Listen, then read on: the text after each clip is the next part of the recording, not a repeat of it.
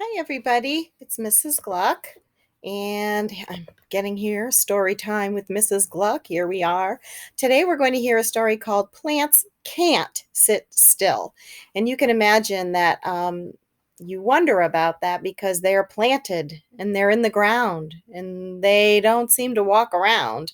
So I was out walking in my garden and I was thinking about that. And I said, I'm gonna plant some seeds and think about this a little bit more. But when I came in, I said, "Oh my gosh, let's read this story." So today we're going to read this story, and I'm very excited to share it with you. And let's get going with it. It is called "Plants Can't Sit Still." And this book is by Rebecca Hirsch, and it's illustrated by Mia Posada. And here we go again, where my book doesn't go from the beginning, which is frustrating me, as you can well imagine. Here, I'm going to try it again. Let's get back to the beginning. Here we go. Oh, it's such a nice book. Aren't the colors so pretty? They almost match the outdoors a little bit, don't you think? So here's the cover. I think I've got this now, everybody. Don't worry. So here's the beautiful dandelions. Look at this. Do these plants look like they're sitting still? These don't, not when they're in this form. That's that seed, and this seed uses wind to move to different places.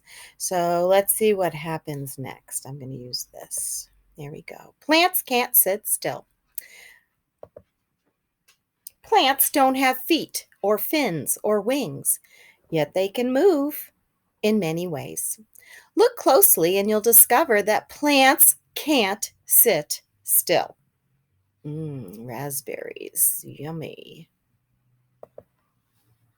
Plants can wiggle.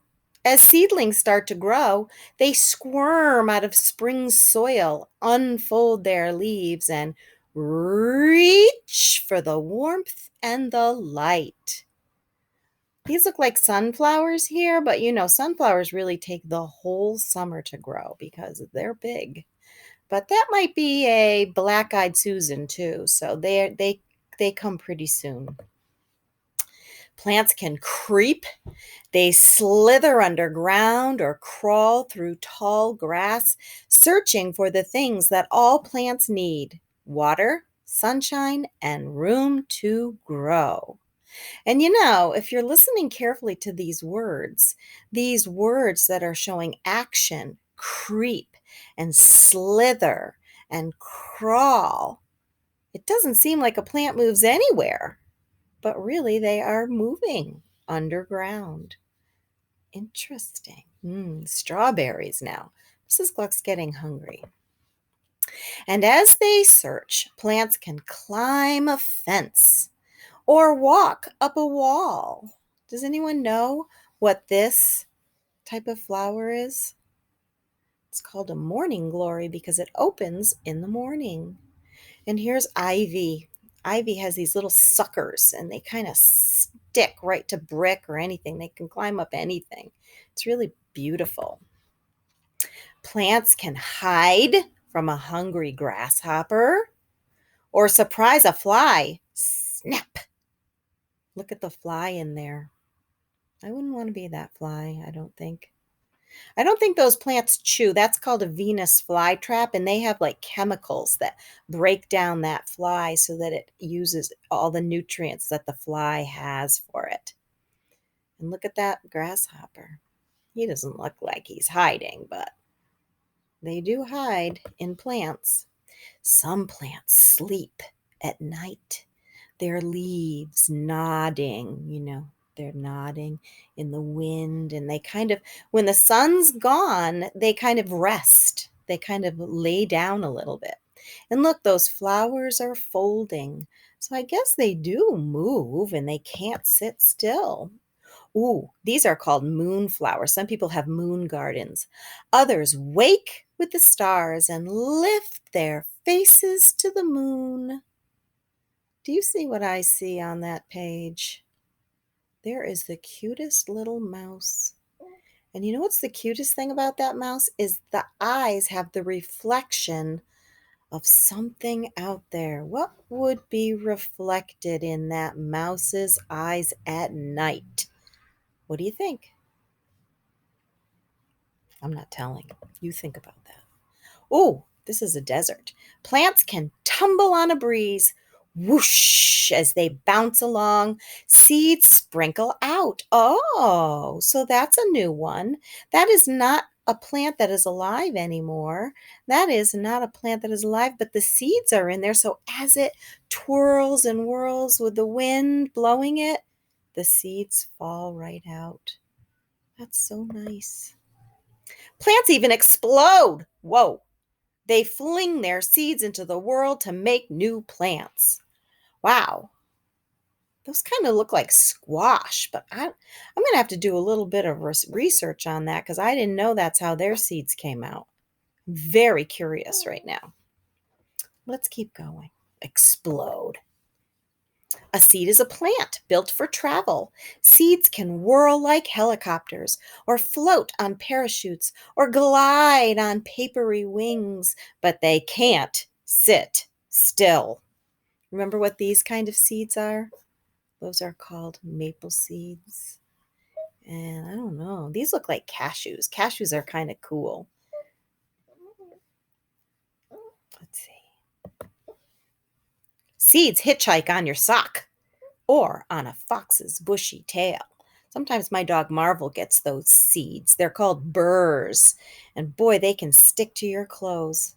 They take a ride inside a bear. Look, this bear is eating berries. And then where did the seeds go?